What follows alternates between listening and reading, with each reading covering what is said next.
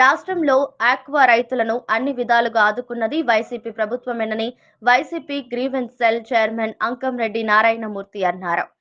Tadepalli YCP కేంద్ర party కార్యాలయంలో ఏర్పాటు చేసిన మీడియా సమావేశంలో ఆయన మాట్లాడుతూ పవన్ కళ్యాణ్ వాస్తవాలు తెలుసుకోకుండా మాట్లాడుతున్నారన్నారు. వైసీపీ ప్రభుత్వం అధికారంలోకి వచ్చాక కుల మతాలకు అతీతంగా అన్ని సంక్షేమ పథకాలు రాయితీలు అమలు చేస్తున్నామని, ఇవేమీ పట్టనట్టుగా పవన్ కళ్యాణ్ అనుయేత వ్యాఖ్యలు చేస్తున్నారని, ప్రజలు అన్ని గమనిస్తున్నారని, త్వరలోనే తగిన గుణపాఠం చెప్తామన్నారు. ఉంటాననేటువంటి పద్ధతిలో నువ్వు మాట్లాడుతున్నావు తప్ప నీకు ఒక అజెండా ఉందా? నీ సొంత అజెండా తప్ప ప్రజల గురించి ఏమైనా నువ్వు ఏ విషయం అయినా ఏనాడైనా మాట్లాడావా? ప్రజలకు ఇది చేస్తాను, నేను ఈ సామాజిక వర్గానికి ఇది చేస్తాను, ఈ ప్రాంతానికి ఇది చేస్తాను, ఏనాడైనా మాట్లాడావా? నీ అఫిడవిట్ లో నీ చదువు గురించి నువ్వు రాసిన దాన్ని బట్టే నీ చదువేంటి, నీ సంస్కారం ఏంటి, నీ నాయకత్వ లక్షణాలేంటి ప్రజలకు అర్థమైపోయాయి ఆ రోజే.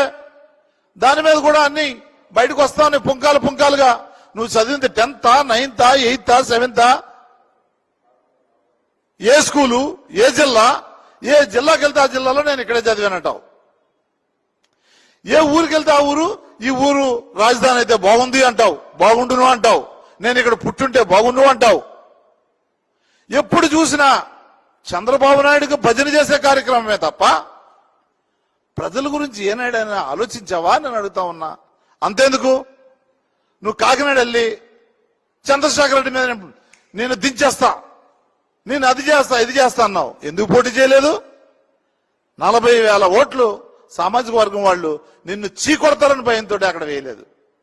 మళ్ళీ ఇక్కడికి వచ్చే 90,000 ఓట్లు మన సామాజిక వర్గం ఉన్నారు అని వాళ్ళు కూడా జగన్మోహన్ రెడ్డి వైపే ఉన్నారు. జగన్మోహన్ రెడ్డి గారినే వాళ్ళు అభిమానిస్తున్నారు. ఎందుకంటే మన సామాజిక వర్గానికి జగన్మోహన్ రెడ్డి గారు చేసింది డిప్యూటీ సీఎం కానివ్వండి, కాపు నేస్తం కానివ్వండి, ఓబీసీ నేస్తం కానివ్వండి, ఇవన్నీ కూడా ఇచ్చి మరి వాళ్ళని పెద్ద దిక్కుగా అండగా ముందుండి నడిపిస్తా ఉన్నారు జగన్మోహన్ రెడ్డి గారు.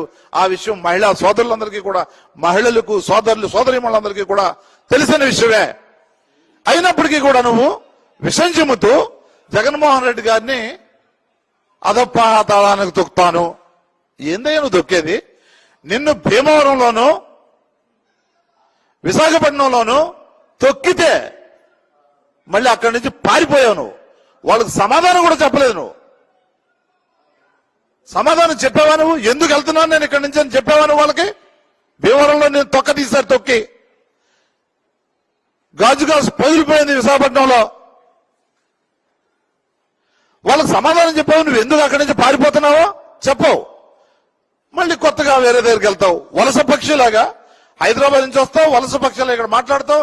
ఆయన స్క్రిప్ట్ రాసిస్తాడు, డైరెక్ట్ చేస్తాడు, నువ్వు ఇక్కడ మాట్లాడతావు, యాక్ట్ చేస్తావు, వెళ్ళిపోతావు.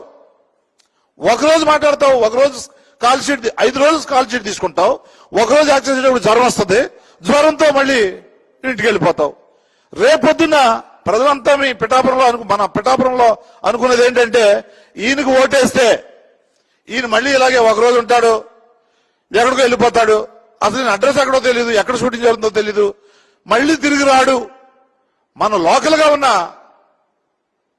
మన అభ్యర్థిని గెలిపించుకుందాం, మనకొద్దు ఈ సినిమా నాటకాలు, సినిమా డ్రామాలు, చంద్రబాబు డైరెక్షన్ లో జరిగే ఈ స్క్రిప్టులు మనకు వద్దే వద్దని వాళ్ళు అనుకుంటా ఉన్నారు. ఒక స్టాండ్ ఉండదు, ఒక అవగాహన ఉండదు, ఏది పడితే అది నోటుకొచ్చింది మాట్లాడుతూ నీ అజెండా